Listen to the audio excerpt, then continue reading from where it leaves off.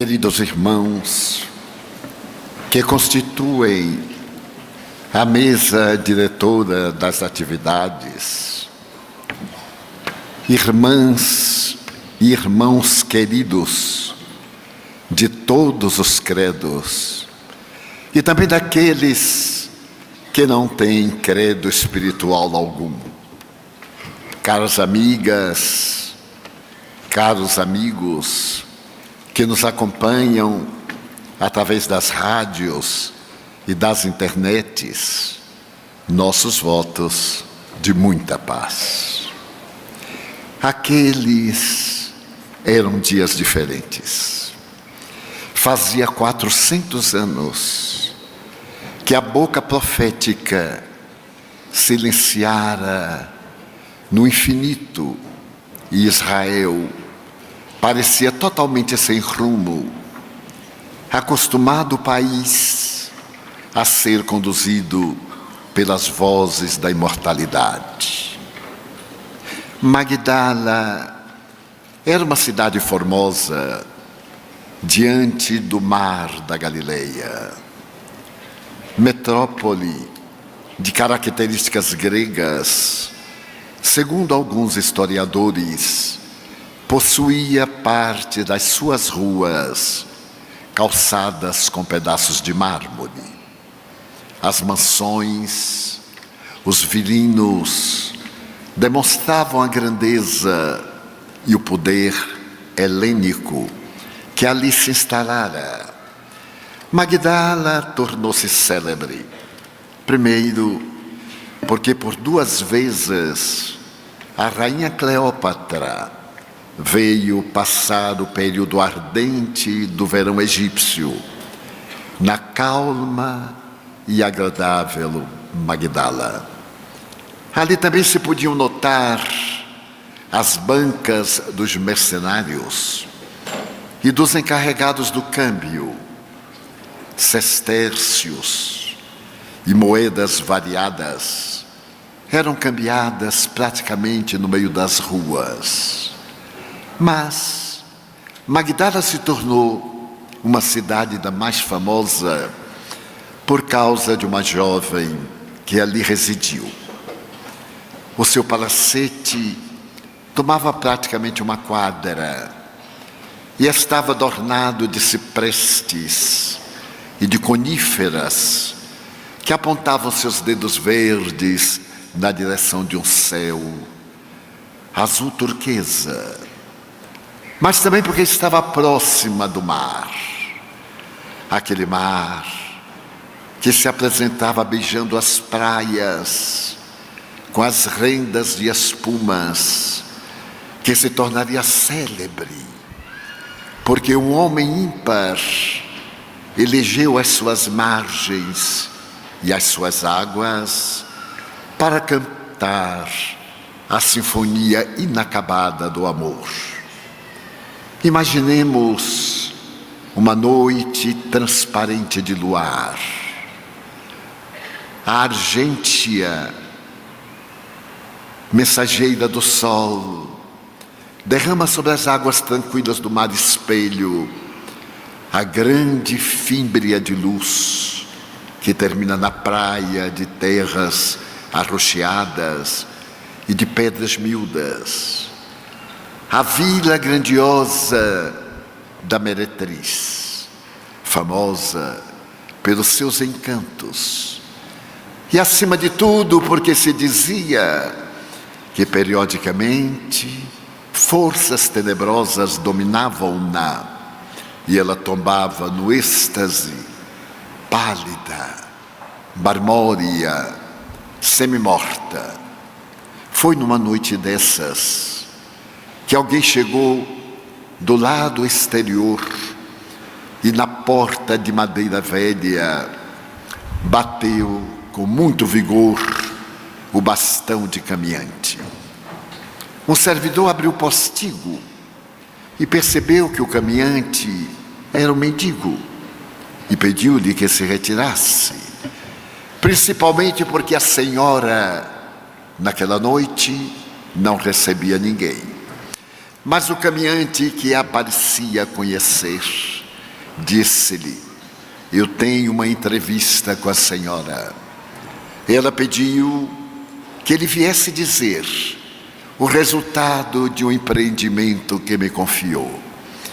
Mas o servo, que conhecia todas as artimanhas dos necessitados de contemplar a mulher muito cara, redarguiu-lhe que ele se afastava, ou traria os mastins que defendiam a casa para expulsá-lo. Aquela era uma noite que ela estava dominada pelos demônios. Havia um silêncio. Os servos, que já viviam descalços, caminhavam suavemente para que nada perturbasse o transe da meretriz. Mas o estranho parecia disposto a não ceder, e golpeando a madeira velha dizia: abram-me de acesso ao pátio, ou terão talvez a pior noite das suas vidas. O porteiro aturdiu-se, porque era uma mulher estranha, temperamental, dominada por estranho poder, e abriu a porta. O carvalho velho rangeu das ferraduras gastas.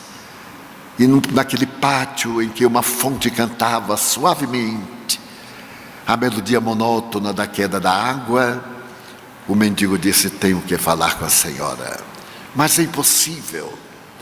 Hoje ou nunca mais, mas é impossível. Tenho que falar com a senhora, ou gritarei até que ela própria me venha receber. Chamou-se o mordomo, e este falou que era impossível. Havia observado desde há 2 noites e 2 dias que ela estava num transe estranho. O incenso bailava nos tripés com brasas, e na sua sala de dormir os reposteiros estavam caídos, e somente uma claraboia permitia poder vê-la recostada no triclínio e no aspecto de horror. Mas o mendigo pediu que lhe fossem falar. Ela estava esperando, e se não fossem, arrepender-se-iam. A serva de maior confiança daquela estranha mulher que viera, não se sabe exatamente de onde, resolveu consultá-la. Mas o mendigo foi pés após pegadas e abriu abruptamente a pesada cortina de veludo vermelho e pôde vê-la. Ela estava no triclínio com um traje negro que deixava uma fenda imensa na perna branca que a claraboia vestia de luar. E o mendigo atirou-se de aos pés. O quarto estava abafado. A mirra, o incenso inundavam aquele quadrângulo. E ele gritou: senhora, senhora, eu venho conforme prometi, senhora. E sacudiu-a, saindo de um letargo, os olhos quase sem luminosidade, a voz numa garganta túrgida: saio quase como no lamento. Que queres de mim? Senhora, eu o encontrei. Não vos lembrais de mim, senhora? A mulher, que despertava suavemente do letargo, viu aquele corpo ajoelhado a seus pés e meneou pesadamente a cabeça, aturdida. Senhora, eu estive convosco há poucos dias, quando vinhais de Cafarnaum, e fiz parar a vossa liteira, pedindo: socorro, eu necessito ver Jesus, que está aqui próximo e está limpando as desgraças das criaturas humanas. Senhora, vós abristes a cortina e percebeste que eu era um leproso. Desejaste recuar. Próculo, o vosso amante romano, estava ao vosso lado, e ela segurou-lhe o braço e disse: afasta-te, afasta-te de mim. Senhora, eu tenho lepra. E Jesus está curando os miseráveis como eu, aqui próximo em Dalmanuta. Ajudai-me, eu necessito ver Jesus.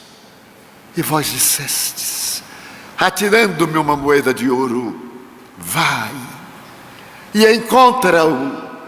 E se tu encontrares, vem dizer-me, porque a tua é a lepra de fora, enquanto eu tenho-a dentro de mim, sem que ela saia.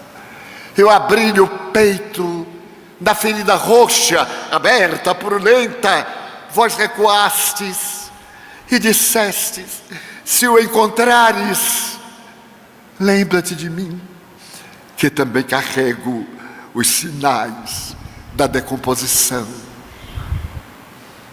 A liteira seguiu, e eu fui a Dalmanuta, e ele me recebeu. Senhora, ele passou a mão na minha face, eu senti o frêmito do corpo inteiro, percebi que as feridas se movimentavam, e de repente, vede, Senhora, e rasgando no peito a camisa velha, mostrou-lhe o tórax liso, sem uma cicatriz. Vede, Senhora, a meretriz mandou que aumentasse o archote. Olhou, que te fez ele? Senhora, ele passou minha mão e disse-me, não peques mais, para que não te aconteça nada pior. Então, porque me ajudastes e me pedistes que se eu o encontrasse, viesse dizer-vos, eu aqui estou, porque ele se encontra ali, em Cafarnaum, a menos de 15 quilômetros daqui. Ele dorme na casa de um pescador. É o único lugar em que ele dorme mais de uma vez. Ele nunca dorme 2 vezes na mesma casa, somente ali, e em Betânia, na casa de 3 irmãos. Vinde, Senhora, vós dissestes que também tendes lepra, vinde para que ele vos cure. Mas a mulher atormentada encostou-se nas almofadas vestidas de veludo e falou com desânimo, a ti ele te recebeu, mas não a mim. Eu sou uma vendedora de ilusões. E os homens que me buscam serão os mesmos hipócritas que me irão apedrejar no poste de entrada do templo. E ele é homem. Tu tinhas a lepra do corpo, mas eu tenho a lepra da alma que me parece incurável. Senhora, ele é diferente. Ele me olhou e um banho de luar vestiu minha alma de luz. Vinde, Senhora. Ela titubeou. Senhora, vinde. A madrugada avança e amanhã já não o encontraremos. Então ela se moveu lentamente. Pediu à serva que lhe trouxesse um pépro romano para cobrir a cabeça. Mandou avisar ao barqueiro para atravessar dali de Magdala a Cafarnaum, a barca que a conduzia. E entre os beijos de uma noite enluarada e a gargalhada de prata das estrelas que fulgiam no infinito, uma meretriz, um miserável e um barqueiro entraram na praia formosa de Magdala. E o barqueiro começou a remar na direção do desconhecido. Já ia o dia, colocando o rosto de luz por detrás das montanhas do Galaad, quando a barca cravou na areia. E então o mendigo disse, ali, Senhora, naquela casa, é ali que ele está. Ele deve estar esperando-vos. Ele sempre nos espera, porque ele sabe de tudo. Ela teve aquele gesto, o impulso de ida e retrocedeu. Mas, Senhora, ide, eu tenho certeza que Ele vos receberá. Ela desceu cair do manto e com passo firme venceu a areia úmida até uma porta, num quadrângulo da casa semiaberta.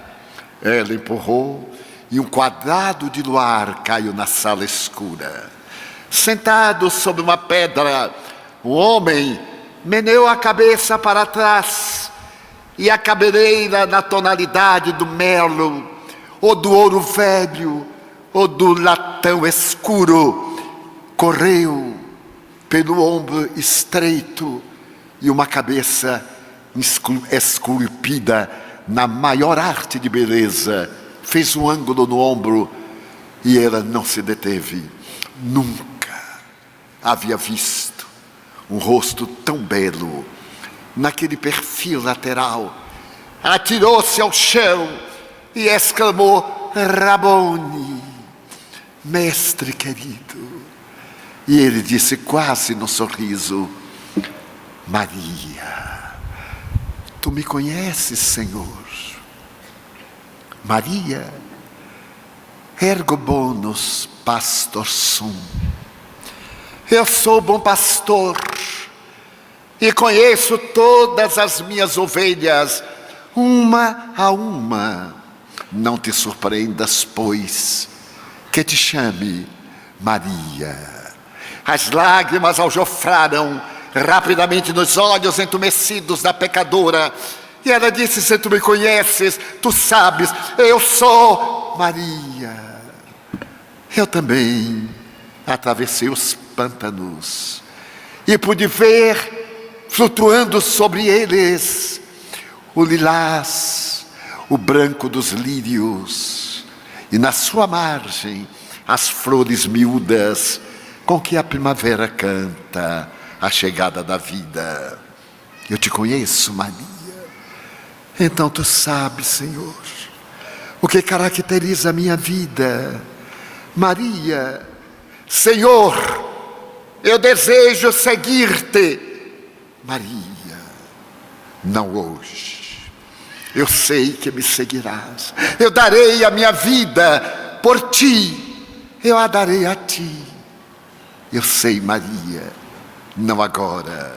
Agora eu te peço que ames, porque o amor é a solução de todos os problemas. Ama, Maria. A quem, Senhor? Aos teus filhos. Pobre de mim. Eu tenho o ventre varado 1000 vezes, mas o Pai não me deu a honra de ser mãe. Maria, quando eu digo teus filhos, eu não me refiro àqueles que saem do ventre, mas àqueles filhos que não têm mães, aquelas mães quais tu, que não têm filhos. Todos eles são filhos de meu Pai, e eu te confio a ti. Esses filhos, toma-lhes conta, e depois vem até mim, e eu aceitarei a tua vida. Rabi, vai, Maria, e não te consideres um pântano. Por acaso tu nunca viste sob os escombros as flores miúdas que gargalham quando a temperatura muda? Assim também são todos aqueles que, marcados pelo desastre da vida, encontram a palavra de vida eterna. Vai, Maria, eu te esperarei. A mulher, transfigurada, levantou-se lentamente e, sem dar-lhe as costas, foi recuando na direção da praia, e a alguma distância ela percebeu que ele movia os lábios e parecia dizer: vai, Maria, vai e ama. No dia seguinte, Magdala acordou com uma notícia: a meretriz havia enlouquecido. Pela janela do seu palacete, ela tirava as joias, os vestidos, os perfumes. libertara os servos e os escravos. E gritava: eu encontrei a vida, agora eu sou livre para amar.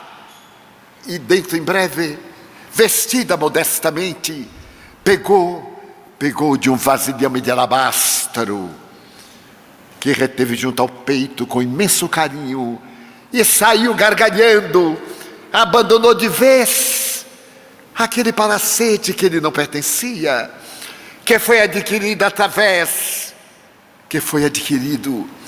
e desapareceu.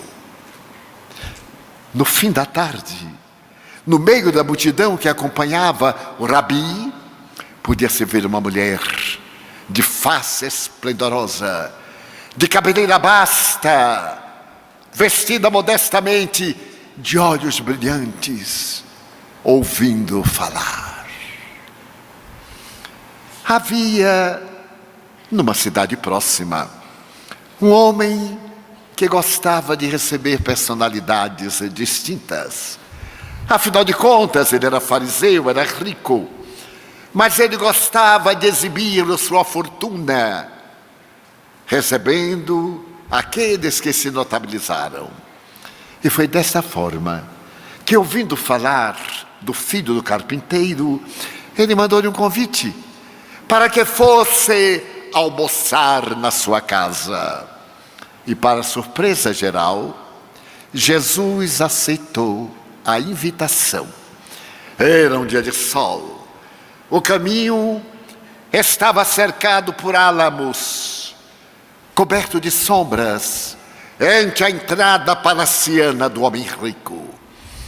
E Jesus, acompanhado por Pedro e João, atravessou a alameda e, chegando à porta, onde estavam escravos, tendo nos braços toalhas de linho e um vasilhame de prata com água para as abluções, o homem rico curvou-se, recebeu com sorriso e apontou a Jesus a entrada da casa rica e bela. O mestre transpirava, a poeira da estrada estava presa ao suor da face. E lá dentro estavam os instrumentos surdos da sensualidade, as flautas doces, os atabaques e a sensação de prazer.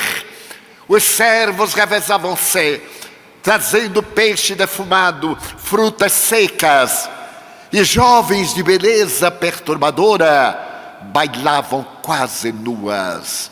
E aqueles que ali estavam sorriam. E o homem rico apresentou a Jesus o triclínio romano, já que era hábito comer-se deitado naquela circunstância.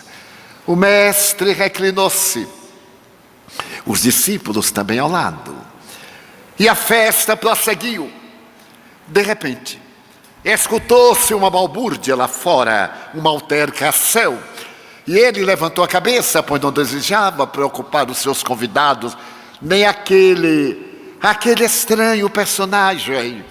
Quando o servo entrou aturdido, e atrás dele, a antiga meretriz de Magdala. Ele a reconheceu de Nopino e olhou para o escravo no gesto de expulsá-la, porque estava ela maculando o solo sagrado do seu lar. Mas a atrevida olhou para ele com a mesma visão. Se ele parecia detestá-la, também ela o detestava, porque ele era seu cliente nas noites frias de inverno. A alto preço se deitava nos coxins do seu leito de prostituição. Sem temer a nada, olhou desaforadamente, como quem diz: expulsa-me, e eu direi aos teus amigos quem tu és. Aliás, muitos deles meus clientes. Porque a hipocrisia, para a sociedade, não importa o que se é, mas é muito importante o que se aparenta. Ele temeu, e ela, chorando, se ajoelhou aos pés do convidado especial, e porque as lágrimas fossem abundantes, enxugava-lhe os pés com a cabeleira basta, E ainda teve a coragem de retirar do manto que cobria o vaso de alabastro e derramar-lhe dos pés a essência, o perfume de nardo, muito caro. A sala inundou-se do suave perfume da planta.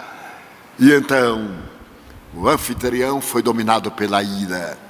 Todos o olhavam, censurando. Eram todos prostitutos. Por isso mesmo censuravam aquele que também o era. É a nossa maneira de projetar a nossa inferioridade no outro. E então, não se podendo vingar da mulher atrevida, ele olhou para Jesus muito calmo, que deixava aquela mulher imunda lavar-lhe os pés, beijá-los. Foi quando, inesperadamente, Jesus olhou para ele e disse-lhe, perguntando Simão: eu sei que tu és um homem próspero. O elogio atingiu-lhe o ego com uma flechada. Não, Senhor, não exatamente. Simão, eu sei que tu és um homem próspero e que és um excelente negociante. Oh, Senhor, é gentileza de sua parte. Não, Simão, eu sei que tu tens pronta resposta. Eu gostaria de perguntar-te, porque havia um homem que tinha 2 devedores. Um deles lhe devia 500 sestércios, uma moeda cara, e o outro apenas 50. Mas nenhum dos 2 podia pagar-lhe a dívida, e ele a ambos perdoou. Eu te pergunto, qual aquele que mais o amou? Simão sorriu. Senhor, é tão claro, aquele a quem mais ele perdoou. Disseste bem. Quando eu entrei na tua casa, não me deste a água para as abluções das mãos, nem da face, nem a toalha de linho para enxugar o suor. Mas esta mulher, desde que chegou, lava-me, beija-me os pés e enxuga-os das suas lágrimas com seus cabelos. Então eu te digo, vai, mulher, os teus pecados, os teus equívocos são compreendidos. Vai e não te equivoques mais. A mulher levantou-se, deu um grito, e na sua alegria imensa, ela começou a recordar-se que, menina em Jerusalém, um contador de histórias, um dia na esquina do templo, narrava a história de uma tradição.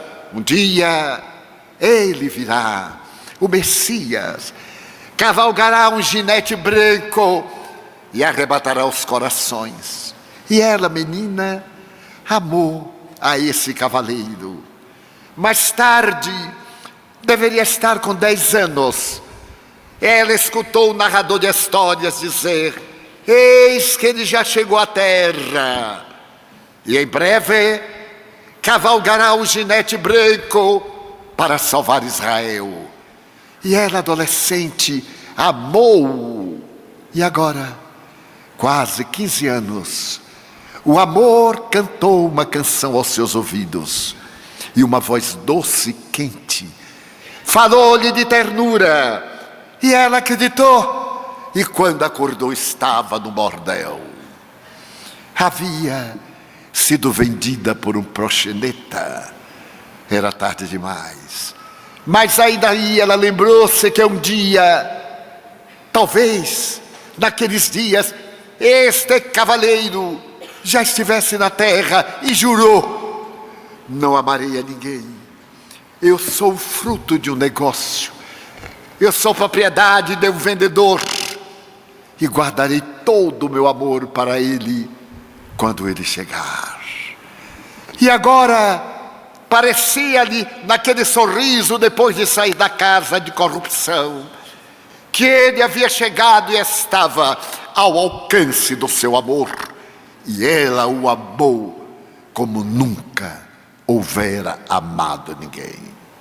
Foi assim que naquelas paisagens do lago, ou nas estradas de Jericó, ou na longa viagem à Judeia, pela última vez, ela fazia parte do grupo que acompanhava Jesus.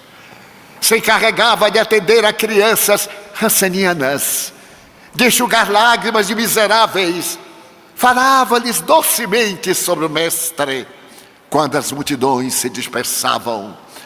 E agora marchavam para Jerusalém.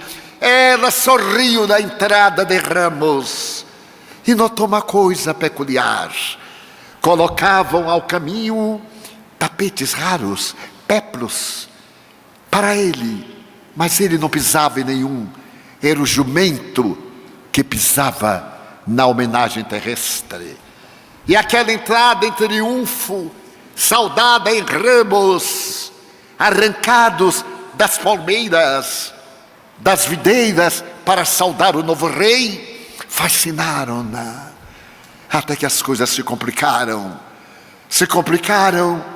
e João narra Humberto de Campos em A Boa Nova, psicografada pelo venerando Chico Xavier.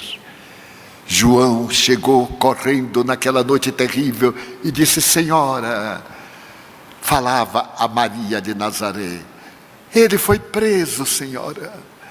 Ele agora está sendo julgado. E Maria teve um vágado que João socorreu. E ao voltar ao normal, ela disse: leva-me até ele. Cobrindo o rosto, naquela noite terrível, ela seguiu até o pretório e pôde ver o seu filho ali atado, sendo chibateado cruelmente. Um deles lapidavam-no com aquele chicote de 3 pontas, nas quais estavam encravados pedaços de ossos que lanhavam as costas e rasgavam-na, que lanhavam os músculos dos pés e das pernas e rasgavam as carnes. Ele retorcia-se e o coração dela sangrava. Meu filho. E João, tão jovem, chorando, e a pecadora ao lado, trêmulos, acompanharam todo o martírio da lapidação, acompanharam todas as dores, até o momento em que a massa ignara, em uma obsessão coletiva, terminara por eleger o bandido, o salteador da estrada, o criminoso, ao invés de Jesus, cujo crime era amar, que não dissera uma palavra, só mais tarde, quando Pilatos lhe perguntou a respeito do seu reino.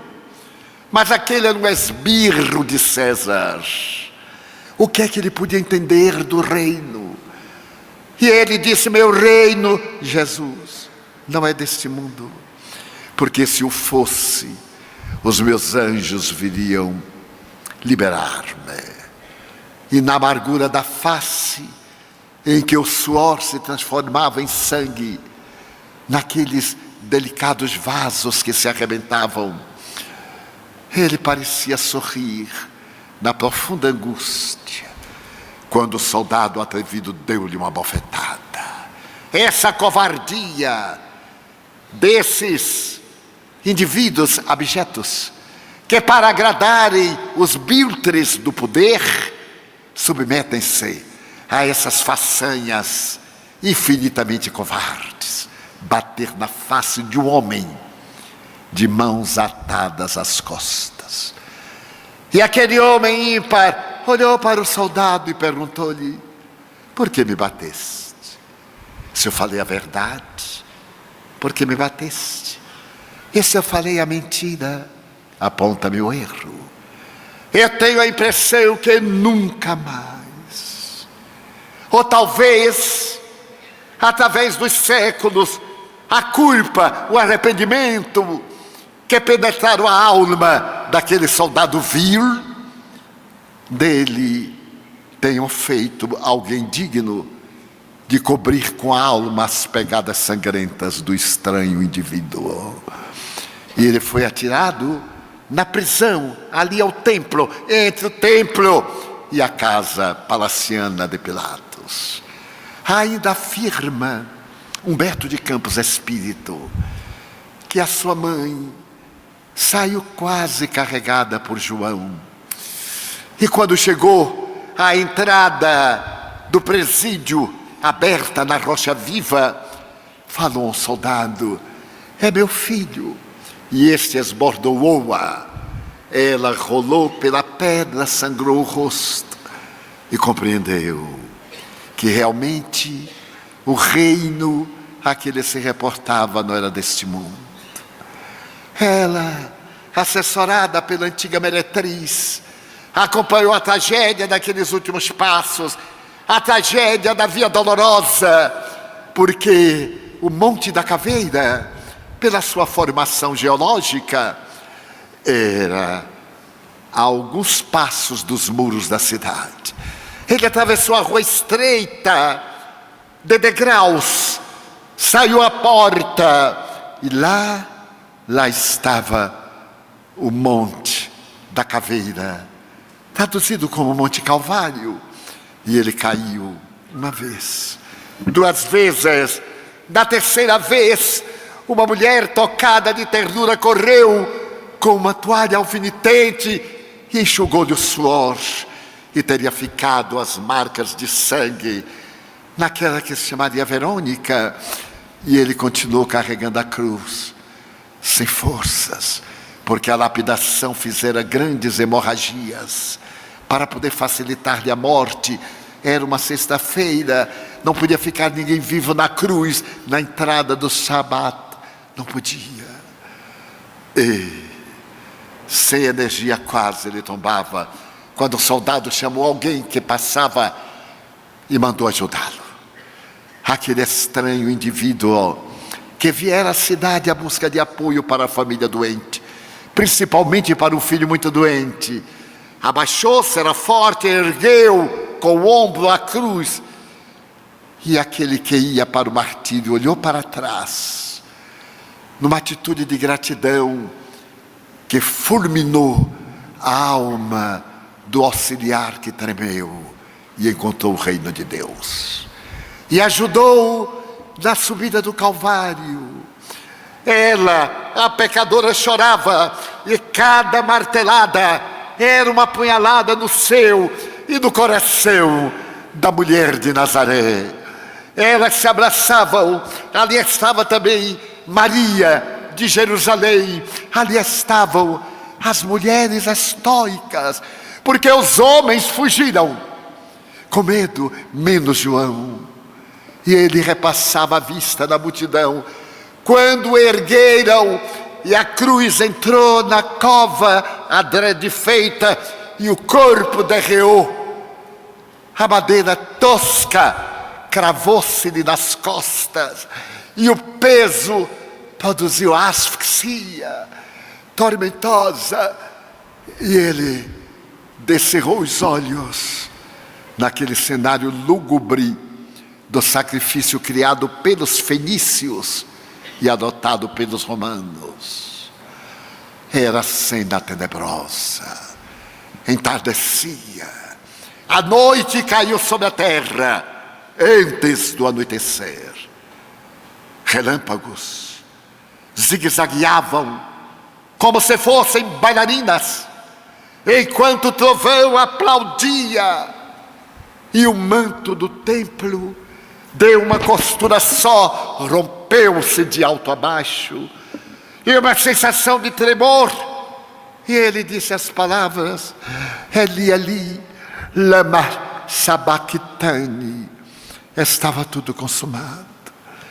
Pendeu a cabeça. Havia morrido. A pecadora olhava para ele. A mãe santíssima da humanidade, foi ele quem a nomeou, porque naquele momento, já culminante, ela gritou: meu filho, que te fizeram os homens. E ele ainda teve alento para dizer: mulher, não minha mãe, mulher, eis aí teu filho. E olhou para João. Ele transferia a divina maternidade para todos nós.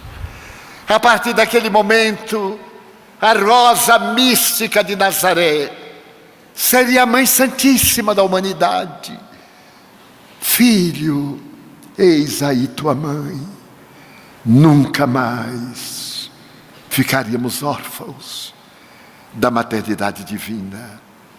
A cabeça pendeu. Agora viera o enviado de Pilatos para testar se ele estava morto. E com a lança sangrou no lado direito. Ele era invidente. E diz uma velha lenda que o sangue que escorreu caiu nos olhos e que ele teria recuperado a visão. Ninguém sabe, mas é uma velha lenda. E Longinos seria uma personagem dedicada ao amor através da história, anos depois. Agora era a descida da cruz, era a cova ainda virgem que lhe fora dada por um fariseu. Eram os 7 metros de tecido branco que lhe fora dado por um príncipe do Sinédrio, Nicodemos, que com ele dialogara. E agora era a grande expectativa, a noite tenebrosa. Os companheiros assustados recolheram-se à casa de Maria de Jerusalém, a mãe do jovem João Marcos. E ao terceiro dia, não suportando mais as saudades, ao amanhecer daquele domingo, ela, Pedro e João foram até a sepultura. E quando lá chegaram antes do amanhecer, levavam essências para, naturalmente, embalsamarem o cadáver antes da decomposição. Não encontraram a pedra de correr, uma pedra de moinho, estava fora do lugar. A sepultura estava aberta e lá dentro estava aquele manto que o cobria, estava o outro que apertava o queixo, e ele desaparecera. Certamente os soldados roubaram-lhe o corpo, numa ironia programada por Pilatos, desde que ele prometera voltar. E ela ficou desesperada. Pedro e João desceram à cidade, mas ela ficou por ali. Naquela rocha medravam rosas silvestres. Foi exatamente ali que José de Arimateia, que o seguia de longe, mandara fazer a sua sepultura, sempre na rocha, como caracterizavam os judeus de então. E ela saiu a buscá-lo quando viu de costas alguém. Amanhecia aquele rosto pálido da madrugada, corado dos primeiros raios de sol. E ela gritou: Senhor, para onde levar o meu Senhor? Pensaram que era o jardineiro. E ele, voltando-se, ela exclamou, como naquela madrugada, fazia 2 anos, lá em Cafarnaum: Rabone, Maria. E correu para abraçá-lo. Não me toques, ainda não estive com meu pai. Mereceria um comentário muito largo, que infelizmente não iremos fazer. Mas vai, Maria, e anuncia que eu voltei. A meretriz saiu correndo até o cenáculo, onde os amigos amedrontados diziam: fomos enganados, ele nos abandonou. Entre outros, Tomé dizia que ele não havia correspondido à expectativa. E ela disse: eu acabo de vê-lo, eu vi, ele mandou. E uma gargalhada: tu, exatamente tu, que eu viste, tu. Não podemos acreditar, porque nós somos assim. Nós perdoamos o que tomba, mas nunca esquecemos do seu erro. sempre lembramos, sempre lhe passamos na cara. Falamos da redenção do culpado, mas olhamos para que ele se lembre que nós conhecemos a sua desdita. Logo tu. E ela sentiu-se envergonhada. Era a única mulher ali no grupo. Mas a Mãe Santíssima cercou-se-lhe. Ainda é narrativa do Espírito Humberto de Campos. Abraçou-a ternamente e disse-lhe: minha filha, o meu coração de mãe diz-me que tu viste. E sorriu. Foi assim que surgiram as primeiras aparições, ali mesmo. A segunda apareceu, dizendo a Tomé: vem, toca, e rasgou-lhe a indumentária no peito, e Tomé, trêmulo, tocou a chaga. Eu creio. Tu creste, porque viste. Bem-aventurado, porém, seja todo aquele que não vendo crê. E agora eram as alegrias da ressurreição. Ele aparecera a 2 viandantes de Emaús. Ele estivera também na praia. Aparecera naquela pesca dita milagrosa. Parecia um fantasma que estava na praia, enquanto os amigos atiravam redes ao mar. E ele disse: à esquerda. E atirando as redes à esquerda, a pesca com mais de 58 peixes foi colocada na barca, que oscilou. Ali naquela praia também ele comeu peixe assado, para mostrar que não era uma visão, que não era etéreo, era ele materializado. Era ele que voltava da erraticidade superior para as palavras finais. E viram também naquela tarde esplendorosa na Galileia, quando João, recordando-se, falava quase 500 pessoas que se reuniram. Eu conheci o Mestre, e ele apareceu aos olhos de todos e propôs: ide e pregai o meu evangelho. Os 500 da Galileia saíram então desde ali a repetir as lições inovidáveis da Boa Nova. E é provável que algum de vós tenhais estado e que quiçá ouvido: ide e pregai o meu evangelho a todas as gentes. E ascendeu em uma nuvem dourada e brilhante, para voltar somente muitos anos mais tarde na condição de Consolador. Maria estava também, mas agora era o momento de cada qual partir para as suas atividades. A própria Mãe Santíssima viajou a Nazaré, onde tinha alguns parentes. Cada qual foi pregar o evangelho. E o último de todos foi Simão. Foi na praia de Cafarnaum, quando Simão despediu-se dela e falou que ia para longe levar o evangelho. E ela, tomada de ansiedade, disse: leva-me contigo, Simão. Eu sou pobre e só. Maria: não posso. Tu és mulher. Eu sei da tua redenção. Mas as mulheres são fracas. E é necessário que o evangelho seja vivido por seres fortes. Perdoa-me, mas eu tenho medo de levar-te. Perdoa-me. E se foi. E ela ficou. E foi à cidade procurar trabalho. As mulheres viam-na e diziam: volta ao prostíbulo. Tu que roubaste nossos homens, volta ao prostíbulo. E ela sorria triste. Nós nunca perdoamos quem erra. Esta é a verdade, com algumas exceções. Volta aonde estão os teus encantos, miserável. E de porta em porta, e os homens diziam: volta, ainda és bela, nós te daremos o poder. E ela não dizia nada.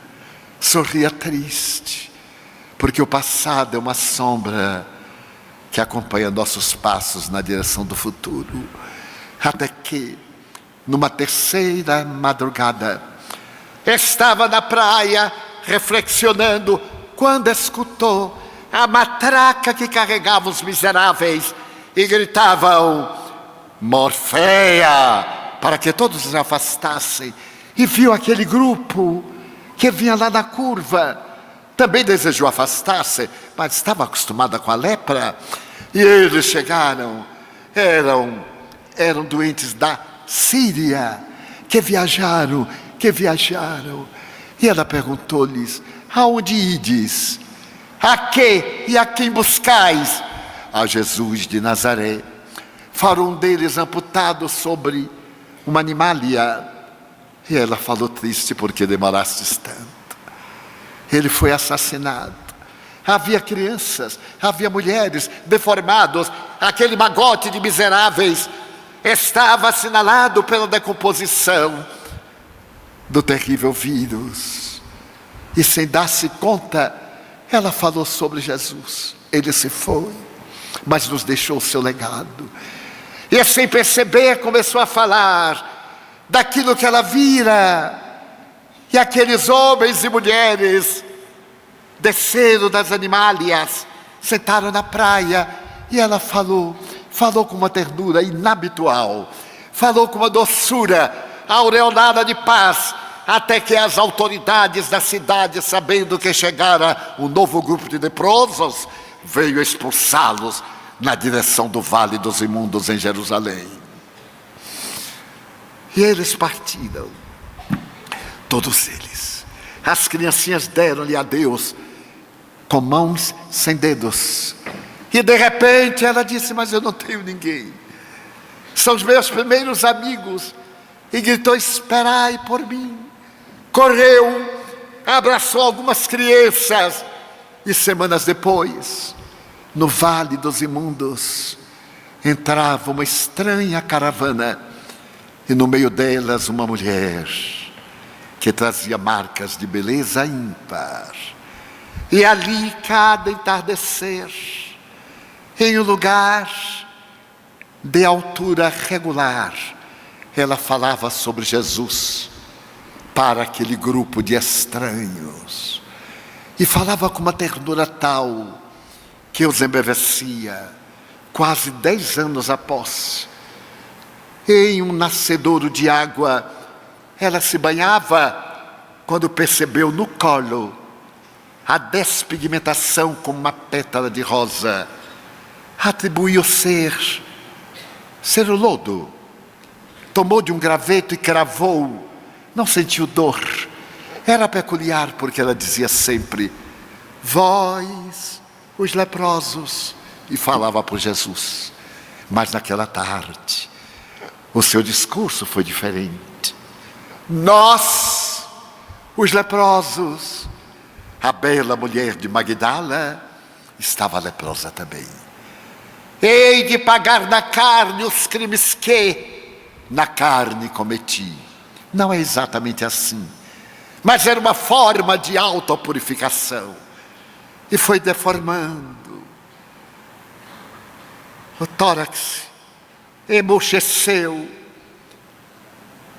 A cabeça bamboleava nos ombros magros. As abas das orelhas cresceram. As do nariz ficaram transformadas em uma ferida não cicatrizante. Os lábios entumeceram. A vista estava agora marcada por vários derrames de sangue. Ela oscilava. E então disse, naquela última tarde: eu vou visitar a Mãe Santíssima em Éfeso, muito distante. E todos disseram: não vás, não aguentarás o calor. Ela sorriu: é meu último pedido, eu quero despedir-me da senhora. E então, cambaleante, viajava à noite, e ao dia recostava na sombra do arvoredo das velhas muralhas. crianças atiravam-lhe bagas de pão. E ela andou, e num dia ensolarado, diante daquele mar maravilhoso, ela pôde ver Éfeso, a cidade que estava João, e onde morava Maria, num dos aclives, a 8 quilômetros da cidade, como viria mais tarde a grande vidente alemã, que teria identificado a casa em que João morava com a Mãe Santíssima, a vidente Emérite. E então ela desfaleceu às portas da estrada. O delírio tomou conta dos seus lábios, e um casal de cristãos, vendo a caída, balbuciando o nome de João, o nome de Maria, não trepidou. O casal carregou-a e levou-a até a casa de pedras, de poucos cômodos, acima, de onde se pode ver o mar Egeu, como descreve a mediunidade de Chico Xavier, límpida e cristalina, e cuja porta Maria Santíssima ficava olhando o mar que seu filho tanto amava em Cafarnaum, e onde ele lhe apareceu para arrebatá-la mais tarde. Mas então a mulher de Magdala estava em delírio. João subiu correndo, e durante 3 dias e 2 noites ela permaneceu naquele delírio de febre e não recuperou a razão. Maria, a Santíssima, acariciou-a. João falou-lhe palavras de ternura, e no amanhecer do 3º dia ela sentiu algo estranho. Sentiu que uma força peculiar arrancava-lhe do escafandro material, e ela recuperara a juventude como naquela madrugada. Então força estranha conduziu-a, como se fosse uma caravana divinal. A natureza balbuciava uma sonata da voz do vento e do arvoredo, e ela foi levada, podendo ver que o Jordão parecia uma harpa olhado de cima, e que Jesus foi aquele que tocou na harpa da natureza a canção inolvidável da imortalidade da alma e do amor.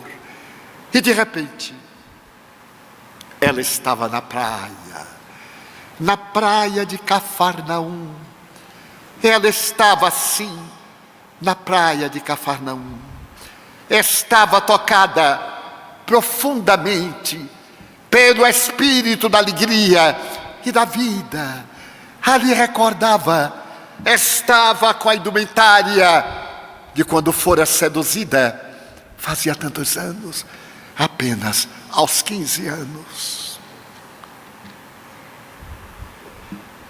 E olhando para o mar, aquele mar que fica a 200 metros abaixo do nível do mar Mediterrâneo, daquela fossa que termina na fossa mais profunda da terra, que é o Mar Morto, a 400 metros abaixo do Mediterrâneo. Ela ficou ouvindo uma suave melodia quando ela percebeu uma luz que flutuava sobre as águas. Apurou os olhos, adentrou-se pelo mar. Era Jesus. Ele distendeu-lhe os braços, ela tirou-se-lhe. Ele disse: Maria, já atravessaste a porta estreita, agora vem comigo para a casa de meu Pai, em homenagem a todas as mulheres do mundo. Tu que te soubeste redimir, vem, Maria. E um rastro de luz desapareceu na madrugada, e naquela noite, provavelmente um astrólogo das regiões distantes, olhando os céus, percebeu uma novíssima, não era uma estrela, era o rastro de Maria de Magdala entrando no reino dos céus. Na minha opinião, descolorida e simples, foi a maior revolução de amor. Todos os equívocos foram solucionados, porque no amor que Jesus nos ensinou está a resposta para todas as amarguras da gente. Está a resposta para a nossa busca no amor. E se nós amarmos quanto Ele nos pediu, as nossas dores serão transformadas em alegrias do reino de Deus. Lembrai-vos, filhos da alma, que Jesus é os dois extremos da vida, o zênite e o nadir das nossas aspirações.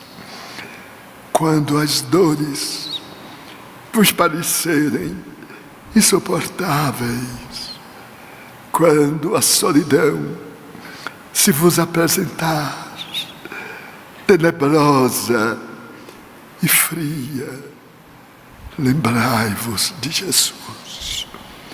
Uma voz sequer levantou-se para inocentá-lo, e eram centenas aqueles a quem ele atendeu. Quando vos sentirdes desamado ou rejeitado, mantente a irrestrita confiança no amor e vos entregai àquele que é a vida da própria vida. Não temais nunca, porque Ele nunca nos deixa a sós. Elegemos o tema da mulher equivocada, porque todos nós carregamos um espinho na carne, e nas carnes da alma, todos nós, ainda imperfeitos, somos algo. Maria de Magdala, ou Miriam de Migdol, que o amor de Jesus nos recebe com ternura infinita, sem nos perguntar quem fomos, mas nos propor o que seremos. Tende ânimo, são horas muito difíceis de testemunho e de lágrimas, de ansiedade e de desamor, mas crede, filhos da alma, Jesus não venceu no mundo, venceu o mundo das paixões. Sede vós aqueles que podeis vencer as sombras do pretérito, que vos arrebatam muitas vezes de volta aos abismos da alucinação. E amai, pagai o preço do amor, socorrei por amor, erguei por amor, libertai por amor, e vos sentireis salvos, erguidos, amparados por alguém que distenderá as mãos e dirá com sorriso: vinde, já atravessastes a porta estreita, Vinde à casa do meu Pai. Nestes dias, meus filhos, o endereço de Deus chegou aos vossos corações. Tendes agora o mapa da vitória. Cabe-vos alcançar pela rota abençoada da bondade, da misericórdia, do amor e da doutrina libertadora dos imortais, para que a plenitude do reino dos céus, desde hoje, se vos instale no coração. Muita paz. O servidor, o mínimo de sempre, que vos fala em nome dos espíritos espíritas aqui presentes. Ide em paz. Bezerra.